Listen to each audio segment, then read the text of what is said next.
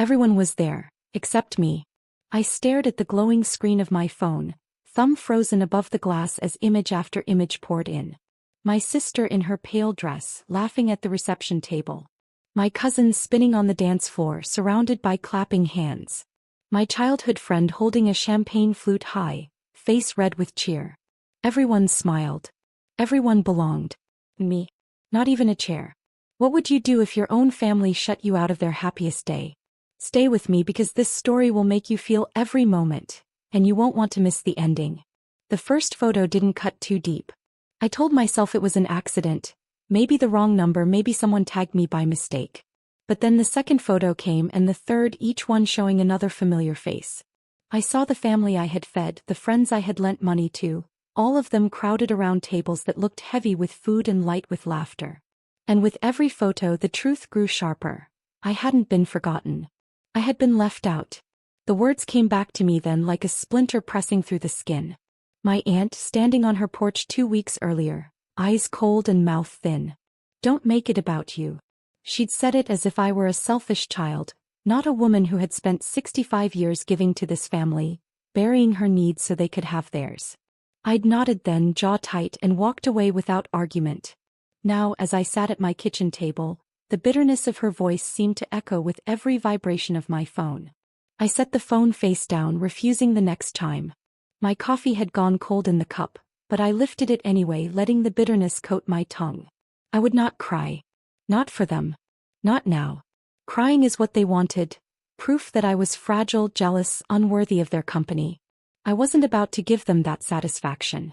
Outside the window, the ocean breathed against the shore, steady and endless. Evening light painted the water in streaks of orange and violet. Most people saw beauty in that view. To me it was a reminder. The tide waits for no one, yet it always returns. Patient. Relentless. I had my own tide, one they couldn't see, and it would return in time. I pushed myself up from the table, the old wood creaking beneath my hand. My knees ached as they often did, but tonight the pain felt different. Sharper, almost welcome.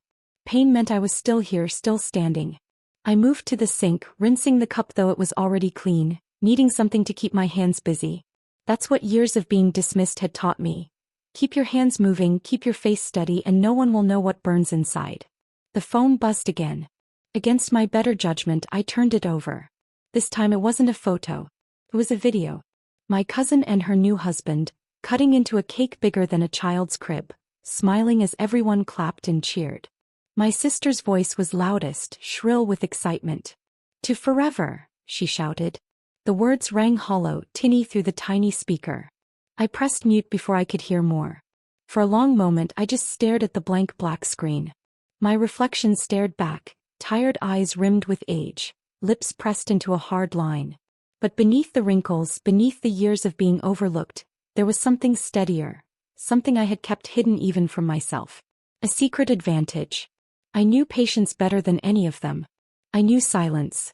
And silence, when wielded right, was sharper than any blade. The clock above the stove ticked past 8. My stomach reminded me I hadn't eaten since noon, but the thought of food turned heavy. Instead, I pulled on my shawl and stepped outside. The night air was damp, laced with salt. I walked down the narrow path that led to the bluff, shoes crunching against gravel. Below, the waves rolled in steady rhythm, black water flecked with silver. The sound soothed me, steadied me. Out here, away from the chatter and the clinking glasses, I wasn't the excluded aunt, the forgotten cousin. I was just a woman who had been pushed aside one too many times. A voice startled me. "You're out late." I turned. It was my neighbor Marjorie, standing at her fence with her dog tugging at the leash. Her eyes searched mine, curious but careful. She had likely seen the cars lined up at the church earlier, heard the music drifting across town. He knew. "Couldn't sleep," I answered simply. My voice carried none of the storm inside. She nodded, but her gaze lingered.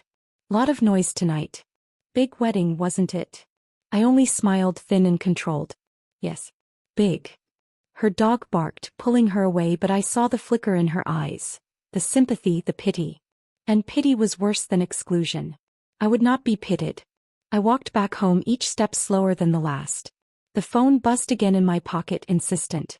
This time I ignored it. I didn't need to see more. I had seen enough. Inside, I shut off the lights and sat in the dark. The glow of the clock was the only witness. I thought of every meal I had cooked for birthdays, every dress I had hemmed for my sisters, every time I had carried their burdens quietly, only to be told not to make it about me. A laugh slipped from my throat then, bitter but calm. They thought excluding me would erase me. But exclusion has a way of sharpening memory, of carving names and faces into stone. I wouldn't forget. And one day they wouldn't either. My phone rang, not a message this time but a call. My cousin's name flashed across the screen. For a moment I considered letting it ring out. But something steadier moved in me, something colder. I answered, holding the phone to my ear. Neither of us spoke at first. The silence stretched, thick as the ocean fog rolling outside my window. I could hear her breathing, shallow and uncertain. She wanted me to say something to break the quiet. I didn't. I let the weight of it press down, steady and unrelenting. Finally, she whispered, "I hope you're not upset." Her voice was small, rehearsed, as if she had practiced it in the mirror. I let the silence stretch longer, listening to her squirm on the other end. Then calmly I said, "Why would I be upset?" The question landed heavy. I heard her inhale, sharp, guilty. She didn't answer. We sat there, two women bound by blood but divided by betrayal, breathing into the dark. And just as she started to form words, I ended the call. The room was silent again, but it wasn't empty. It was full of anger, of patience, of something sharper than either. Something waiting. The line went dead, and for a long moment I sat with the phone still warm in my hand. The silence in the room was thick, heavier than the ocean fog pressing against the windows. My cousin's shallow voice still clung to my ear, that hollow whisper, "I hope you're not upset." I pressed the phone face down on the table and leaned back in my chair. I wasn't upset. Upset was too small a word. Upset was what you felt when your soup boiled over or when the postman bent your letters. This was sharper, deeper. This was the kind of insult that carved itself into your bones. And insults like that didn't fade. They fermented. The next morning I woke earlier than usual. Dawn hadn't yet touched the horizon, and the house was still wrapped in blue-gray shadows. My knees ached as I stood, but I moved with purpose, not with age. I brewed coffee, its scent filling the kitchen, rich and grounding. As I sipped, I opened the drawer where I usually kept pens and notepads. But this morning it wasn't for shopping lists. I pulled out a fresh notebook, its pages stiff and clean, waiting. I wrote the date on the first page. A small thing, neat, unremarkable. But it felt different. It wasn't just a note. It was a record. A start. That afternoon I walked to the post office. The street was busier than usual. Leftover chatter from the wedding still buzzing through town. Women stood in little circles, their handbags looped tight on their arms, their voices low but sharp. "She looked pale under that veil, don't you think?" one woman whispered. "More like she looked tired," another replied. "He was flirting with the bartender." I didn't pause. I didn't smile. I just walked past with steady steps, pretending not to hear. But every word landed. Later, when I sat back at my table, I wrote them down carefully. Veil, pale, husband, bartender. Words stacked like bricks, one on top of the other. It wasn't long before more pieces came my way. At the grocery store, Marjorie, the same neighbor who had eyed me the night before, stopped me in the bread aisle. She leaned close, her breath faintly of peppermint. "Did you hear?" she said, lowering her voice as if the loaves themselves might repeat her words. "The florist nearly walked out. Said she was never paid in full." I tilted my head, feigning surprise. "Really?" Marjorie nodded, eager, eyes bright with the thrill of gossip. "Left in such a state. Whole rooms smelled of wilting roses by the end. Can you imagine?" I could imagine, and better still, I could write it down. When I returned home, I recorded it in the notebook, every detail exact. Soon, the drawer beside my bed wasn't just holding a notebook. It held receipts, scribbled notes, overheard lines. Even a photo slipped under my door one morning. A blurry snapshot of the reception hall, half the chairs empty, tables cluttered with untouched plates. No name, no explanation. Just proof that cracks were showing in their perfect story. At night, I would sit with the lamp on low and study what I had collected. Piece by piece, their celebration looked less like a shining moment and more like a mask ready to split. And I was the only one keeping score. One evening, a week later, I attended the church service. I hadn't planned to go, but something in me wanted to be seen, quiet and steady, among the very people who had left me out. I wore a simple dress, nothing loud, and sat near the back. After the sermon, as the crowd spilled into the lobby, I heard them again. A group of women near the doorway, speaking low but not low enough. She barely spoke to him all evening. I saw her crying by the bathroom. Do you think they rushed the wedding? Something felt off. I didn't join their circle, but I let the words reach me, tucking each one away like coins in a jar. By the time I returned home, I had another page full. But it wasn't just about gathering whispers. It was about watching their movements, the things they thought no one noticed. I saw my cousin at the pharmacy one morning, sunglasses on though the sky was overcast. She didn't greet me, didn't even glance.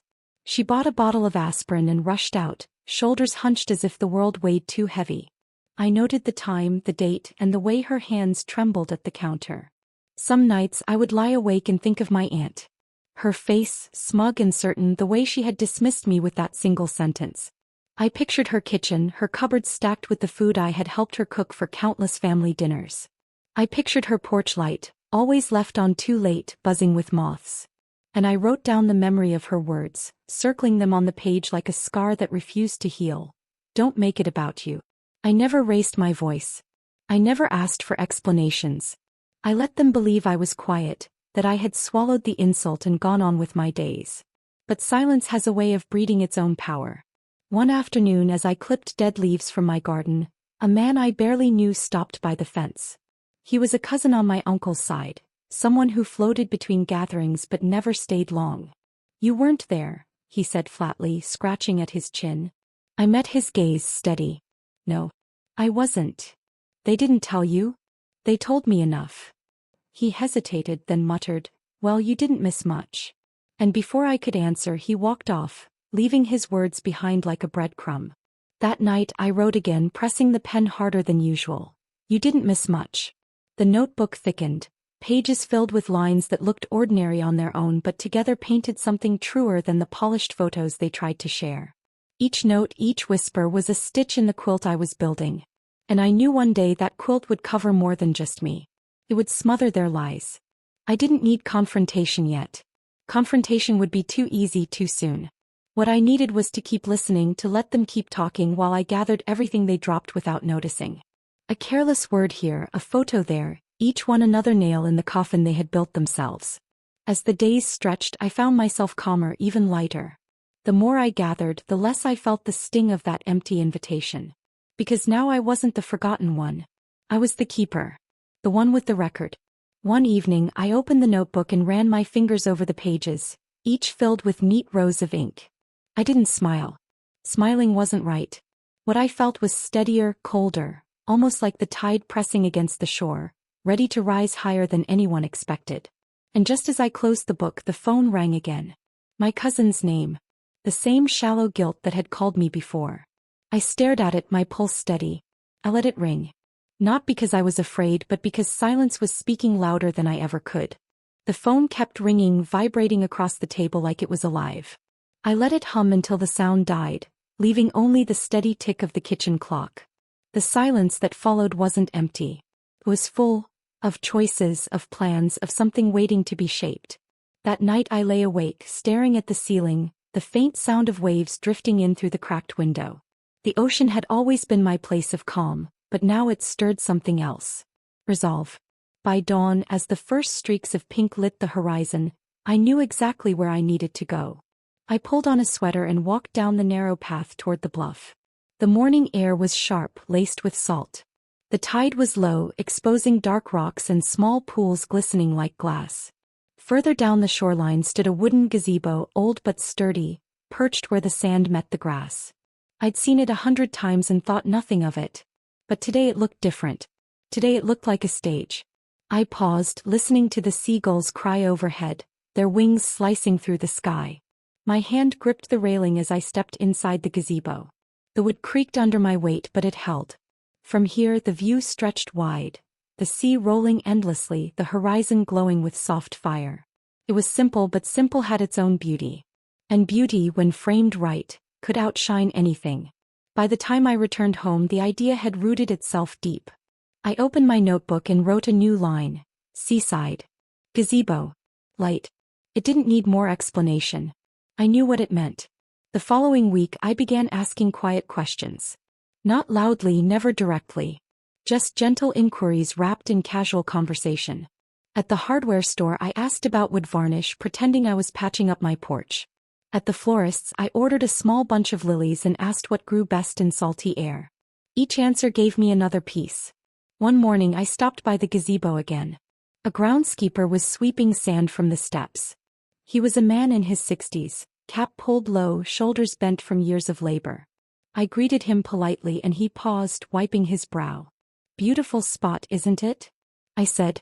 "Sure is," he replied, voice gravelly. "Town doesn't use it much anymore.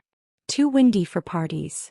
"Shame," I murmured, running my hand along the railing. "It has charm." He shrugged. "Charm doesn't pay for repairs." I tilted my head. Suppose someone wanted to rent it for an afternoon. Just a small gathering. Who would they talk to? He studied me for a beat, then leaned on his broom. "Town office. But if it's only a handful of folks, no one's going to fuss." I thanked him, leaving a few bills folded in his hand. His eyes softened and he tipped his cap. Another piece fell into place. That evening I called Marjorie. She had always been eager for company, eager to talk. She answered on the second ring, her voice bright. "I was thinking," I said, keeping my tone light, "of having a little get-together by the beach. Nothing grand. Just neighbors, some light food. Would you come?" "Oh, of course," she said without hesitation. "Everyone's been talking about needing something cheerful. After that wedding." She trailed off, catching herself, but the words were already hanging in the air. I smiled to myself. Good. I'll let you know the details. The plan moved slowly, deliberately. I wasn't rushing. Rushing was for people desperate to prove something. I wasn't desperate. I was patient. Each day I gathered what I needed. Candles from the thrift store, white cloth from a clearance bin, a few glass jars for flowers. Small things, ordinary things. But in the right light they wouldn't look ordinary. One afternoon I stood at my kitchen counter trimming stems. The sharp scent of lilies filled the air, fresh and clean. I placed them in jars, adjusting each until they leaned just so. As I worked, my hands steady, I thought of my cousin's photos. The drooping bouquets, the mess of colors clashing under dim lights. This would be different. Not extravagant. Just right. Later that week I walked to the gazebo again, this time with a tape measure and notepad tucked in my bag. The breeze tugged at my sweater as I moved around the space, noting lengths and corners. A couple strolled past on the sand below, their laughter drifting up. I froze for a moment, worried they might question me. But they only waved politely before continuing on. I exhaled, heart steadying. At home I sketched a rough layout. Table here. Flowers there. Candles lining the railing. It wasn't art, but it was enough to see the picture forming. I needed people, of course. Not many. Just enough to fill the air with voices, to give the impression of warmth. I chose carefully. Neighbors like Marjorie who carried stories wherever she went. The couple from church who never missed a chance to share photos. People who would notice, who would talk. When I invited them I kept my words casual. Just something small by the water, I'd say. Simple but pretty. A little light in these heavy days. No one questioned me. They accepted with smiles, grateful for an excuse to gather. The day arrived with a sky so clear it looked painted. The air was cool but gentle, the kind of weather that made everything feel crisp and alive. I dressed in a pale blue dress, one I hadn't worn in years, its fabric soft but sturdy. Around my shoulders I draped a shawl, not for fashion but for warmth. At the gazebo, the jars of lilies lined the railing, their petals bright against the wood. White cloth draped across the table fluttered in the breeze. Candles flickered inside glass jars, steady despite the wind. It wasn't extravagant, but it was deliberate. Every detail had purpose. As the neighbors arrived, I greeted them with calm warmth. Marjorie gasped softly at the view, her hand pressing to her chest. "Oh, this is lovely," she whispered. Others nodded, their eyes widening, phones slipping from their pockets almost without thought. We shared light food, bread, fruit, a small cake I had baked myself. Laughter carried through the air, not forced but natural. I didn't speak much. I didn't need to. My role wasn't to entertain. It was to watch, to see the way their eyes lit up, the way they leaned in to capture photos. At sunset, the ocean glowed gold, the sky brushed with pink and lavender. I stepped to the railing, letting the light fall across me. Someone snapped a photo. Then another. I didn't pose, but I didn't turn away either. I let the moment hold me, let the image form. Not as a woman excluded, but as a woman who had built something beautiful on her own. As the evening wound down, the guests trickled away, voices bright with gratitude. "Thank you," they said. "This was wonderful." I only nodded, collecting plates, my hands moving steady and sure. When the last candle burned low, I stood alone in the gazebo, the sea whispering below. I felt no giddiness, no need to smile. What I felt was steadier, colder. Satisfaction. Not loud, not sharp, but deep. I closed my notebook later that night, adding only 3 words. "It has begun." The words on the page seemed to glow in the dim light of my bedroom lamp. I shut the notebook slowly, my fingers resting on the cover as though I were sealing a promise. Outside, the ocean rolled against the shore, steady and relentless like my thoughts. The morning after the gathering at the gazebo, the first ripple came back to me. Marjorie appeared at my door with a container of muffins, her voice as eager as her hands. "Everyone's been talking about last night," she said, stepping into my kitchen without waiting for an invitation. "That view, those flowers, goodness, you made it look like a painting." I poured her coffee, listening quietly. She talked fast, her words tumbling over one another, repeating the details she'd already told others. That was her way, scatter a few seeds and let them grow in other people's gardens. I didn't need to push her.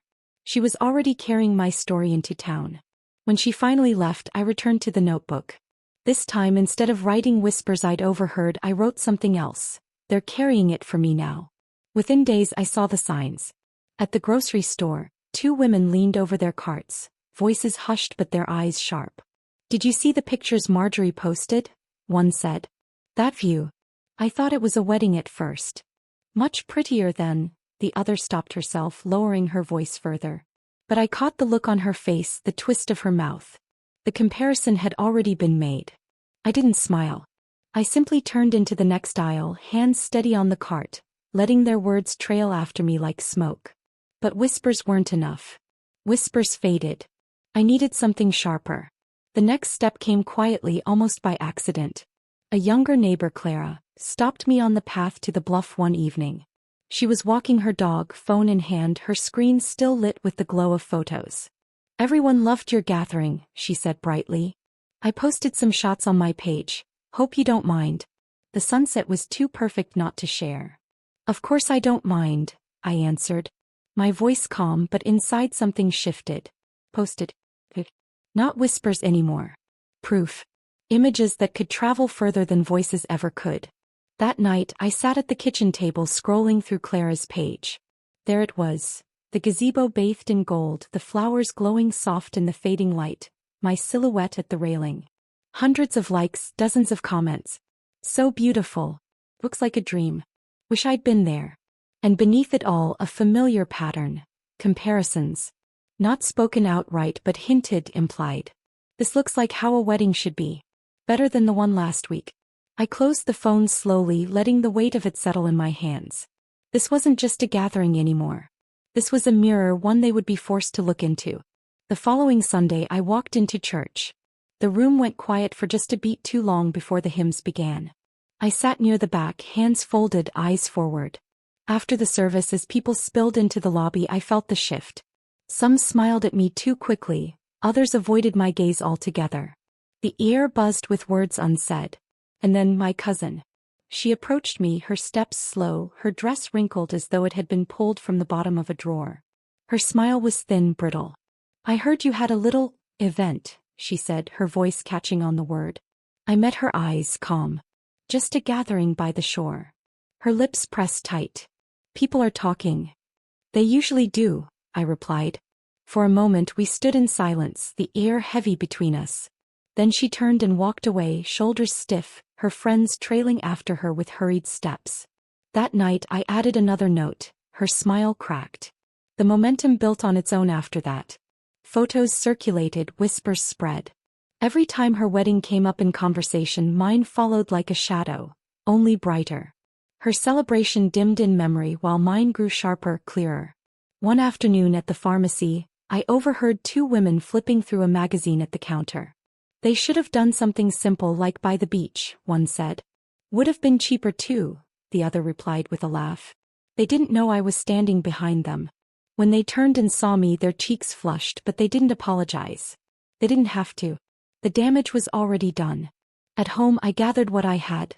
The photos, the notes, the whispers turned into truths. Side by side, the contrast was undeniable. Their dim hall against my golden shore, their cluttered tables against my careful simplicity, their forced smiles against the calm light in my eyes.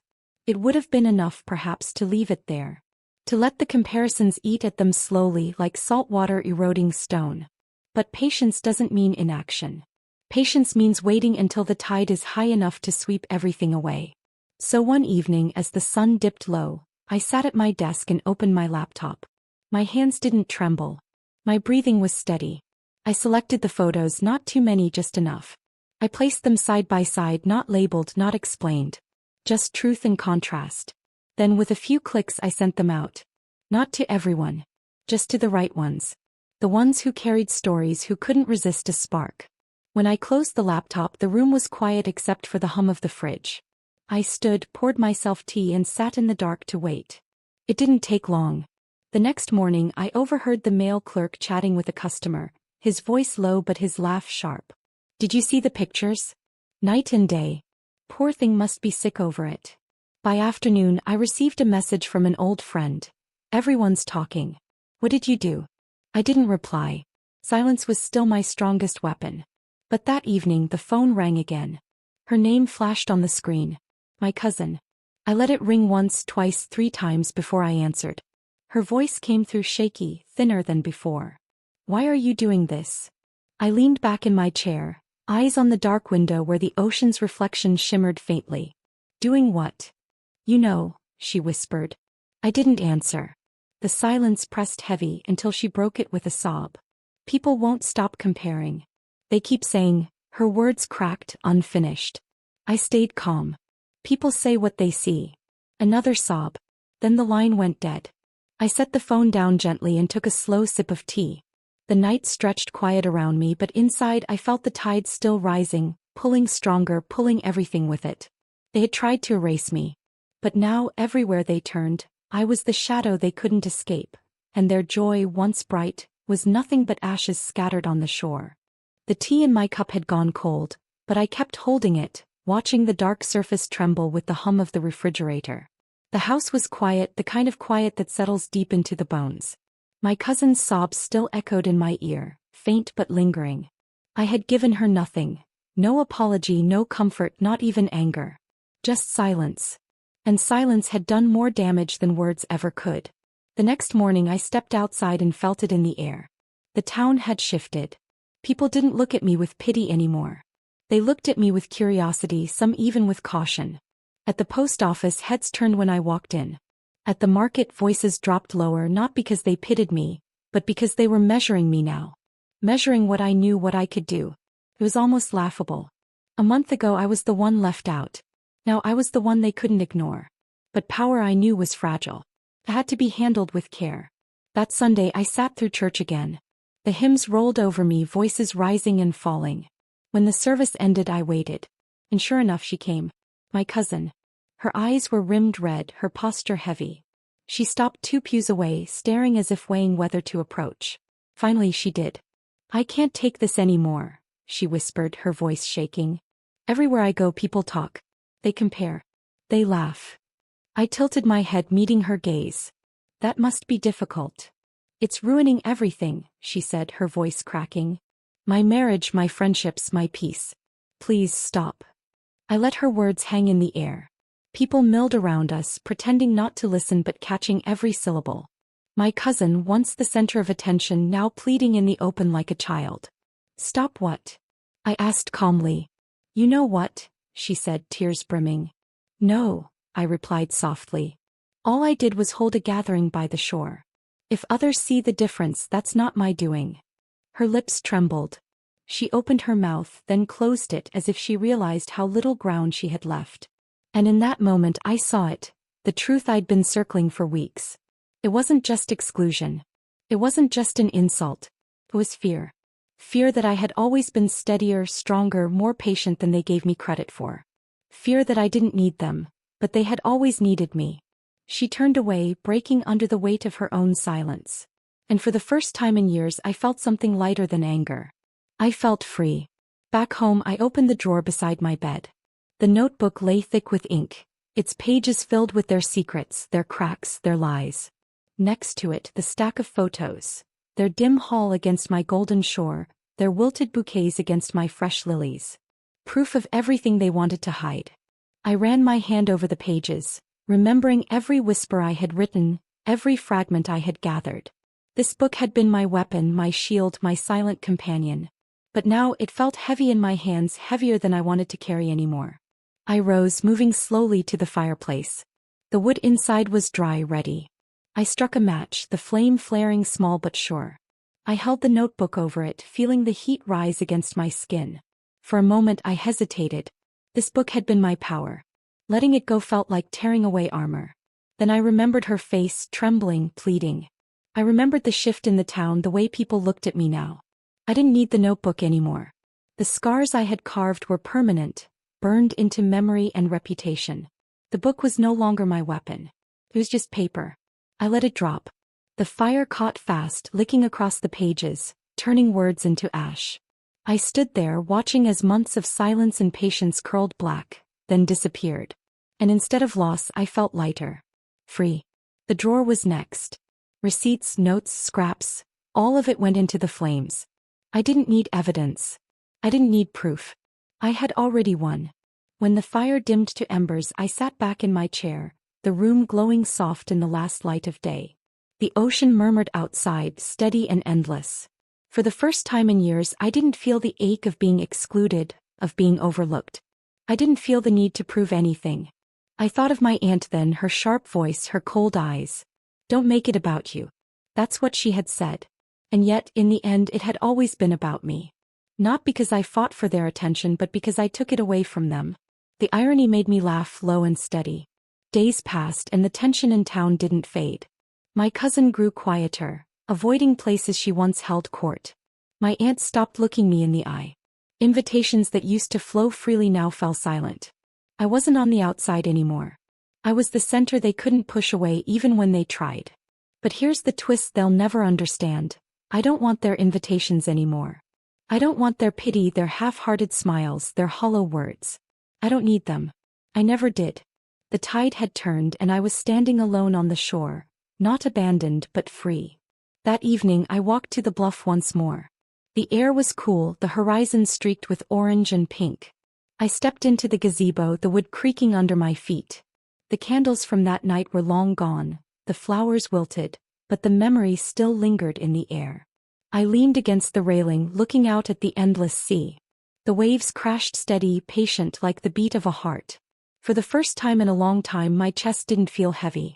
My story wasn't about being left out anymore. It was about walking away, about turning their cruelty into my freedom. The wind tugged at my shawl, cool against my neck. I closed my eyes and breathed deep, letting the salt air fill me. Behind me the town would keep whispering, keep comparing, keep remembering.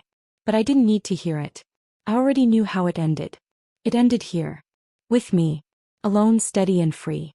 They had cast me out once, but in the end it was I who set myself free, and I never needed them again. If this story gripped your heart, imagine what's coming next. Subscribe now and join me for more powerful tales of revenge, betrayal, and resilience. Your next favorite story begins here.